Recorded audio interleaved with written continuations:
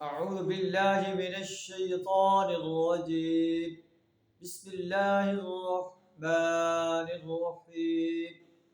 يا أيها الرسل كلوا من الطيبات واعملوا صالحا إني بما تعملون عليم. صدق الله العظيم. یا ایہا الرسل، اے پیغمبرو، کلوا من الطیبات، پاکیزہ چیزیں کھاؤ، واعملوا صالحا، اور عمل صالح کرو۔ اس کا مطلب ہے کہ اگر انسان ناپاک چیزیں کھاتا ہے، حرام چیزیں کھاتا ہے، تو اس کا عمل صالح قبول نہیں ہوگا۔ پاکیزہ رزق کھائے، حلال اور طیب رزق کھائے، اور پھر عمل صالح کرے، یہ عمل صالح اس کا قبول ہو۔ انی بما تعملون علیم، جو کچھ تم کرتے ہو میں اس کو خوب جانتا ہوں۔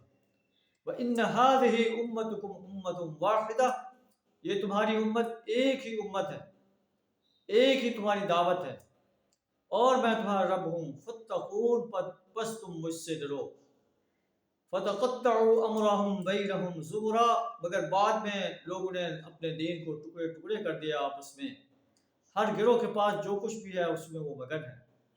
اچھا، فَذَرْهُمْ فِي غَمْرَتِهِمْ حَتَّى حِينٍ، اے نبی صلی اللہ علیہ وسلم انہیں ڈوبے رہنے دیں اپنی غفلت میں ایک وقت خاص تک، یہ عیش و آرام میں رہیں، آخر جب یوم حساب کا وقت آئے گا، موت انہیں اپنی آغوش میں لے گی، اللہ انہیں دوبارہ زندہ کر کے اپنی عدالت میں کھڑا کرے گا، اور پھر ان سے ان کی زندگی کا حساب لے گا، انہوں نے کیسے نبی صلی اللہ علیہ وسلم کی دعوت کا انکار کیا، کیسے اللہ کی اطاعت کا، اللہ کی بندگی کا انکار کیا۔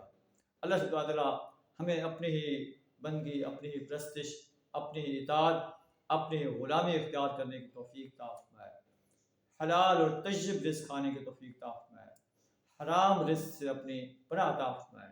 وآخر دعوانا الحمد للہ رب العالمین۔